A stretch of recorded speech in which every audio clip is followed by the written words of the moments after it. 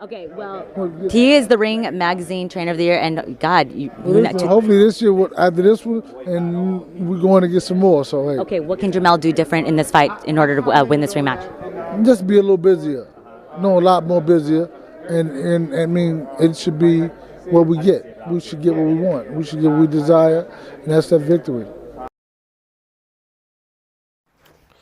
Now, there it is. I don't want to hear it because everybody be coming running to me talking about somebody's hating on somebody. I'm always hating on somebody anytime I'm telling the truth about somebody. But you just heard what Derrick James just said. He said in order to win this fight, he's got to be more busier. No, he's going to be more busier. And what we get is what we get. Like, what kind of mumbo jumbo bullshit is that? Who said, Derrick James, this is about the second time you done fumbled through a response about how you going to get this boy belt back and what y'all going to do to win. This is the second time he done did this shit. Just like I said, in the corner when he's instructing him wrong, the fact that he ain't watched the tape till a few days ago, and here she is asking him, how is he going to win this fight? And he's simply going to say, in a nutshell, we're going to do the same thing we did the first fight, which got him fucked up, which got him countered, which got him outpunched, out-timed, and just basically outboxed from top to bottom. You're going to apply that same thing. While admitting Tony Harrison is a superior boxer to him, you want him to be a much more busier fighter. Are you serious? But, see, that's what you get from Derrick James. But people say I be tripping. How are you going to say that your solution to beating Tony Harrison is applying more pressure?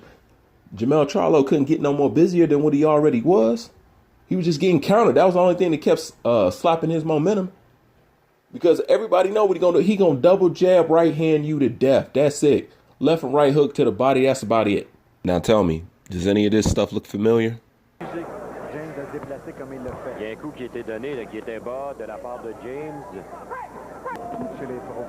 Donc, Otis Grant a dit qu'il respectait la force de frappe et les qualités de boxeur de Grant, mais qu'il n'avait pas l'intention qu'il a fait chuter les pieds au haut. Making it easy for Jamel at all.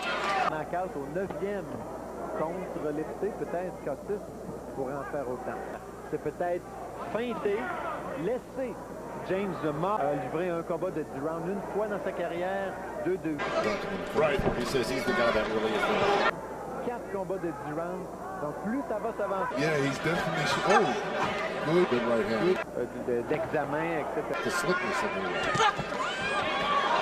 those are great. James devrait être son année, il a amené encore une fois. James le long des câbles. Et 1 minute remaining in round. ça, c'est important même pour un dossier. Alors, ils vont le jab, il recule, James, le jab encore une fois.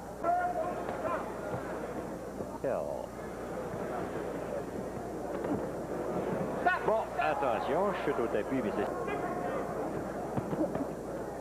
Tendance, tu sais, il allait à coup unique et il est un peu plus lent qu'Otis Grant. Grant semble un petit peu plus vite dans ce coup. On peut dire que c'est un des combats les plus importants pour Otis Grant, parce que si jamais il gagnait, à partir de là, il serait champion NABF. Alors, afford to let this happen. I mean, he lost to Jared Hurd, and he lost to, really get a clean shot on him. And, I can see what Jamel's doing. He doesn't want... So the moral of the story is, how are you going to teach him to defend against a boxer puncher when you yourself didn't even have an answer for those kind of people? It's a few different ways I judge people as a trainer. And I'm not one of those people that believe that people who haven't boxed or had an extensive boxing career can't make good trainers. So you're either a Virgil Hunter, Angelo Dundee type of trainer, or you like Floyd Sr. or Freddie Roach or something like that. You're either just a good trainer with no boxing experience, or you're a good trainer with some boxing experience. But how I determine how you train and how good you are as a trainer, if you are a trainer who haven't boxed but you train fighters, I have to look at the fighters coming off your assembly line. I got to look at your record. Who have you produced? Who have you made champions? How many Hall of Famers you have? How many this? How many that? If not, if you are a trainer who used to box, then of course I'm going to look at your boxing pedigree to incorporate that in how you train, because you're not just one of these trainers who train people who haven't had experience in the ring. You know, you're one of these people who had a professional career, and you have gone on to train people beyond that. So my thing for Derrick James is very simple.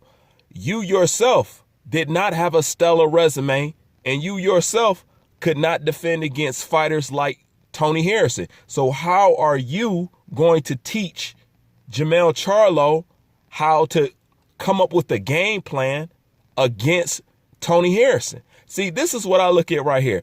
Look at Derrick James' boxing record.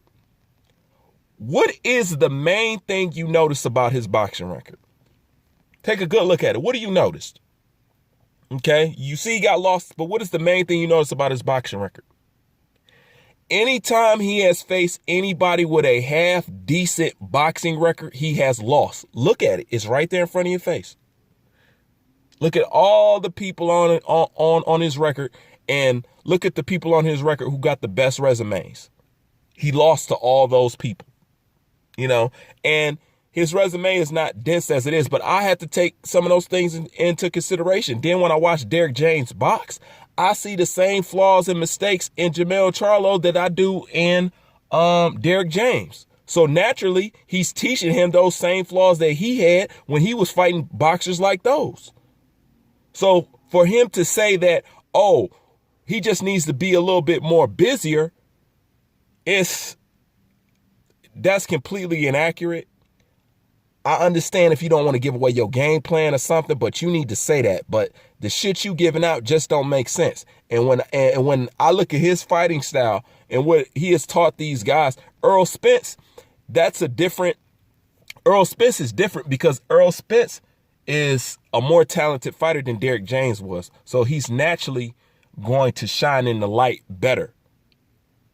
Earl Spence is naturally a better athlete and fighter than Derrick James was. So of course he could take his style and run with it, but that style that he teaching them has flaws. But getting back to coaching Jermell Charlo, it's a difference. It's a difference between a trainer, and it's a difference between a trainer and a coach. Okay, a trainer, you could teach somebody how to slip the jab. You could teach somebody how to block, how to catch and shoot, how to pull counter. That's a trainer. You could teach those things. It's a different story when you have to strategize a game plan to secure a victory. Okay? See, not all trainers are coaches. Not all coaches are trainers. You have to know the difference. I can show you how to hit hard, but can I etch out and strategically carve out a winning game plan for you to win against your opponents? That's a totally different skill set right there.